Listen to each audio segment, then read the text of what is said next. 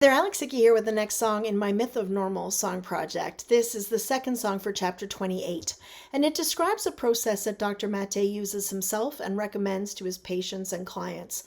In it, a person asks themselves 6 questions, writing the answers out longhand if possible. And Dr. Mate recommends doing this daily or at the very least once a week. He has seen it be a tool for transformational change in himself and others. The song is called Before the Body Says No, which is a reference to the title of the chapter in the Myth of Normal, which is itself a callback to an earlier book Dr. Mate has written called When the Body Says No. I have a little pet peeve about this chapter, but I think I'll save it for after the song so the introduction isn't any longer. If you want to know what it is, you can stick around to find out at the end. Here's an invitation to compassionate self-inquiry, to look inside at truths we often shun. You just need pen and paper, make a deal with your self-critic to relax so you can look inside. I know, easier said than done. Where it matters in my life, what don't I say no to? Even though my instincts say it loud and clear with loved ones or at work. When do I ignore my boundaries, feel bad about it later, full of guilt, regret, or tears? When I'm unable to say no, how does that impact my life? How does the stress assault me as I smile through gritted teeth? What joy and spontaneity and peace are simply lost on me, with a yes that's inauthentic to the no strong underneath. Here's an invitation to compassionate self-inquiry, to look inside at truths we often shun. You just need pen and paper, make a deal with your self-critic to relax so you can look inside. I know, easier said than done.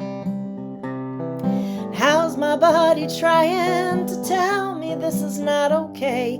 To express a vital truth that I might not even dare to voice.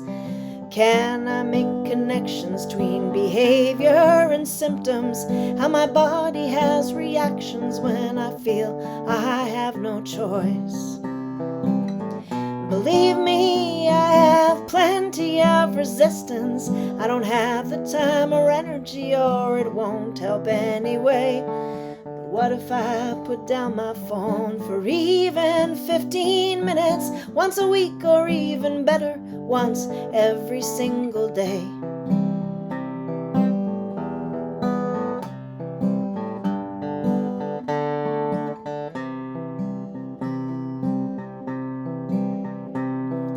What's the story hidden in the way that I cannot say no?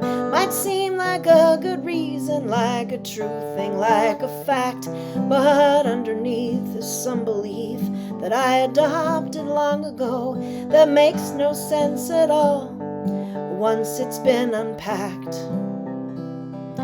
Where did I learn the things that dictate all these stories? What misattunements in my youth did I take personally? Can I bring them to the light? Accept them and let them go. Find the strength to grow so I am not my history.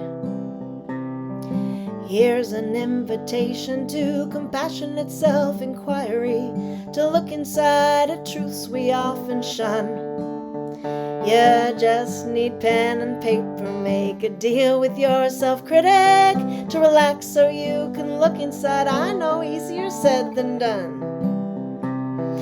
Where in my heart is the yes that I suppress, the longing to create that I deny and I ignore, the fun I feel I don't deserve, the love that I'm afraid to lose, that could shift with these 6 questions and the courage to explore.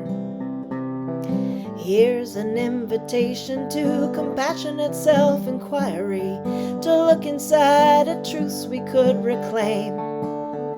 You just need pen and paper, make a deal with your self-critic to relax so you can look inside, to grow and heal and change. Thanks for listening.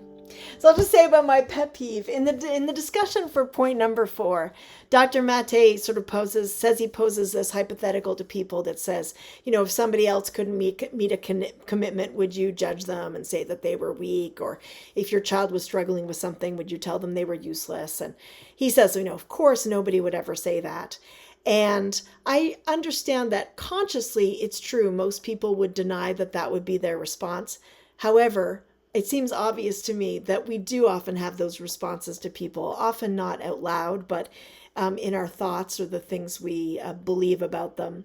And this is sort of how we wind up in the problem in the first place, where we have these stories that take away our sense of agency, because we often do feel that our parents or caregivers judge us and put us in these difficult positions where we have to choose between authenticity and agency, as Dr. Maté has said earlier in the book, and as is in one of my songs, which I think I'll link back to. So I feel like that's a little bit disingenuous and just a bit sketchy, really. So I just wanted to put in my 2 cents on that one.